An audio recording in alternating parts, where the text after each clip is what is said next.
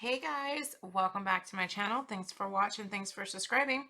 We are here with week number 37 of the hashtag 52 projects. Now, for those of you that follow weekly, you know that week 37 is actually week 38 right now.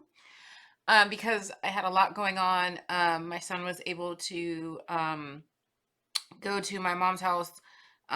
He's active duty and they let him go for a week. So, I had to drive up to where my mom lives and go see him.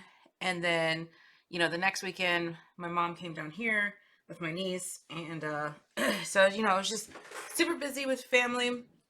And I had a really bad sinus infection. So, as you can hear, it's still there. So week 37 and week 38 are going to be done in the same week. So I apologize for that, but life happens. Anyway, so hashtag 52 projects are just simple projects that I find on Instagram, YouTube, Google, or I make them up. They're just fun, simple projects just to kind of get your crafty mojo flowing. It gives you a sense of accomplishment. I think all but one are under 30 minutes from start to finish, including matting. And this one is a really quick project as well. This is, it's called Signs of Santa Card and Caddy Box. It was by Lisa on her blog of Peanuts and Peppers Paper Crafting. Very simple. You just, oh, here's the project. I guess I should show it. So you put a little card in here and you put your candy inside there. Now I know mine's a little crooked, but it'll be okay. You could, add some stickers and whatever and people wouldn't even know. But it was really cute. You can put your little card in like that. Obviously it won't go through the bottom, but super cute. All right, let's get started. We need one piece of paper that is 12 by 6, so you can get 2 out of a 12 by 12 piece of paper. On the 12-inch side, we're gonna go ahead and score it. We're gonna score it at 1/2 inch, 1.5 inch, 3 1/4, 4 1/4, and at 9. Okay, we're gonna rotate it. So now the short end is at top. We're gonna score it at 1 and 5. 1 and 5. Okay, so that was a 1/2. This is the long side measurements. 1/2, 1.5, 3 1/4, 4 1/4, 9. Short side 1 and 5. Okay, let's get our scissors out. Sorry, this is another project that I'm working on. Okay, so all we need, let me turn some of this light off a little bit. There we go. Okay, we're just going to get rid of the following sections. Okay, so if you turn your paper to where that 1/2 inch mark is to your left, we're going to get rid of this tab here and this tab there. Okay,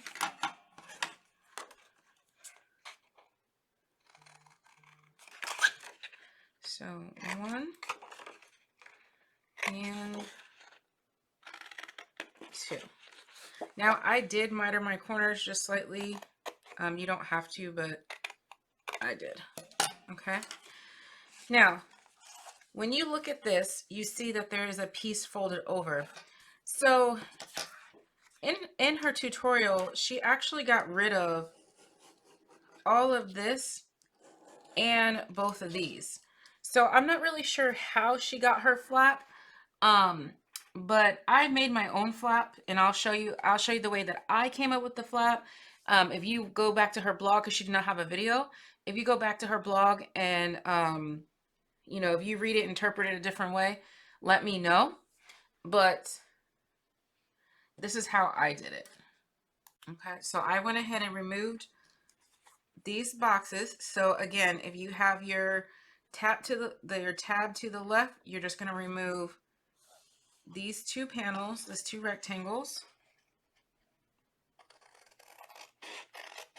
You can do this with your paper trimmer. I'm okay with my scissors. Okay, so see that? And then do the same to the bottom.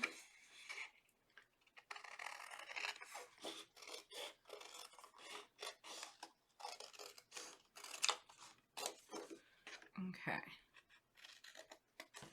So if you look at Lisa's blog and you look at her instructions, it looks exactly like this.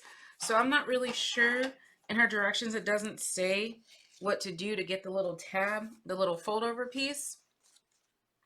This right here, to make your little pocket. But I'm going to show you what I did, okay? I pulled my scoreboard back in,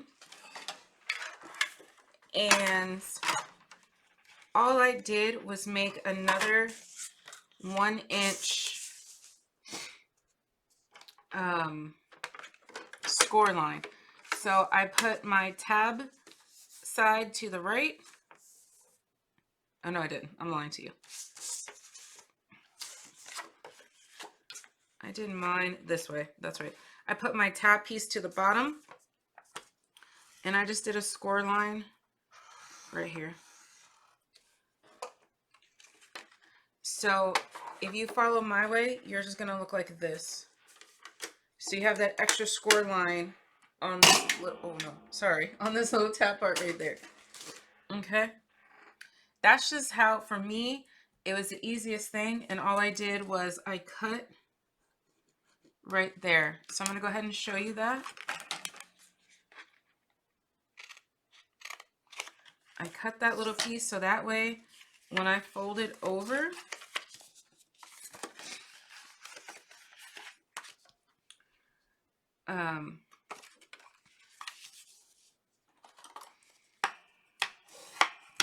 then I have another fold line like that. See what I mean? That's just how I did mine. Again, I don't really know how she did hers. It didn't really say.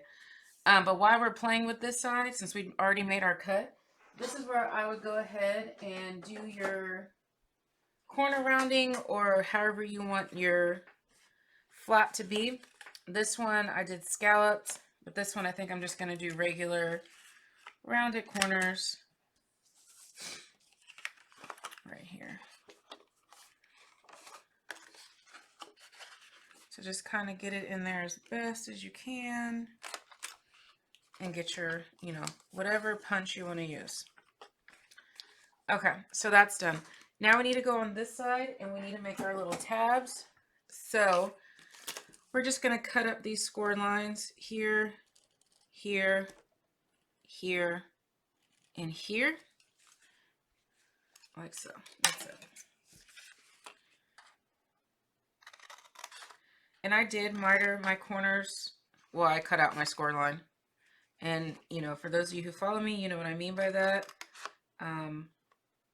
I just cut out the bumpy part. That's all. And then I did miter the ends. You don't have to do the mitering. It's up to you. Do the same for both sides. I know it's blurry, but I'm just cutting the tabs. You should be able to do that without seeing it. Okay, and cut. Okay. Now, this is also where you want to do your cutout. So if you want a shape in the middle, if you want an opening, then what you'd do is you will bring your paper over to your Big Shot or whatever cutting thing you have. I have a Big Kick. And you will put your piece, let me just grab mine. I'll show you what I'm talking about.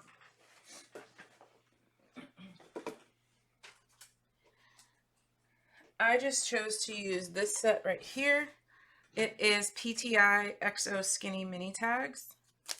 Now, if you don't have a cutting machine, you can always take a ruler and you can, you know, just cut out a rectangle or whatever you want to do.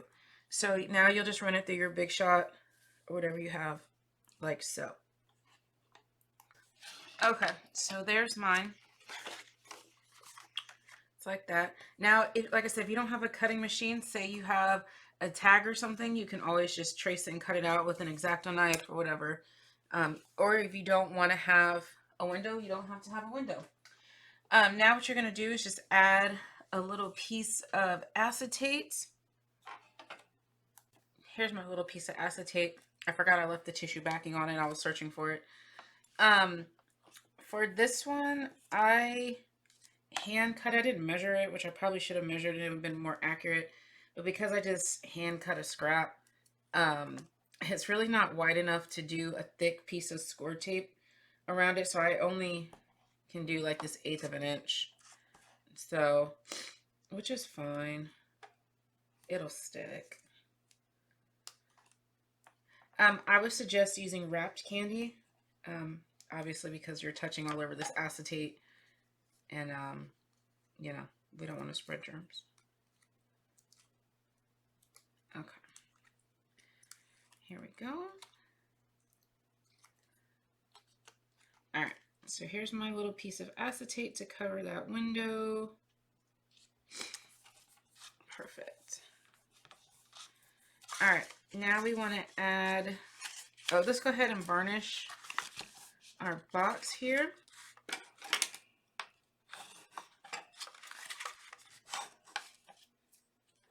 Got popped up foam tape on my varnish. Okay. So let's varnish our other pieces here. And like so. Now we do need to go ahead. I like to flip my box all the way over and put my score tape on that way. It's whatever your preference is. Score tape is going to be easier than wet glue. Wet glue will give you more wiggle room, but it's not that hard of a project. Okay, so what we're going to do is, I put my score tape on the wrong side. That's okay, because now my card is just going to be to the left instead of to the right. So what I did on the first one, I just took the little flap, I folded it in, and then I butted up the box right up to the card, and I just stuck it down.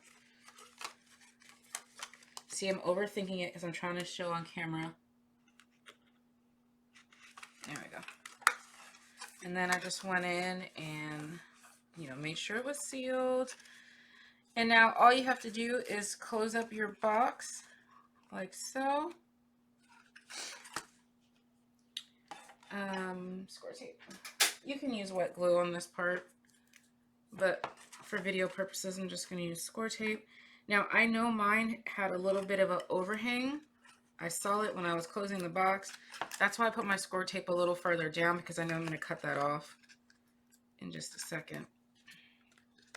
Okay, so just kind of make your box as even as you can get it.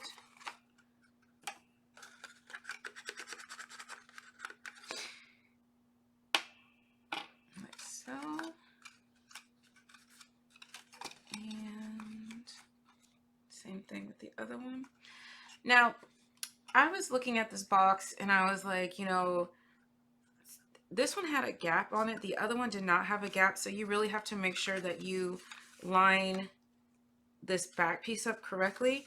And I don't know with hers if she left that tab on the one piece so that way she would have 4 tabs. I'm not sure, but the box worked out for me. And then I don't want to seal the top of mine because I am going to actually put some candies in it. Let's see, I got this to show you. Just throw some candies in there. Like so. And then you'll seal up your box. But look at how cute that is. Now, for your pocket, you have the option. You can, you know, glue this piece down. Or if you want it just to be a regular card, you don't even have to do that extra step of scoring that or whatever. You can just, you know, have a card or whatever, a flap with a display, a picture, whatever you want. I kind of tucked mine underneath the box. The same with this one because I wasn't sure what I want to do.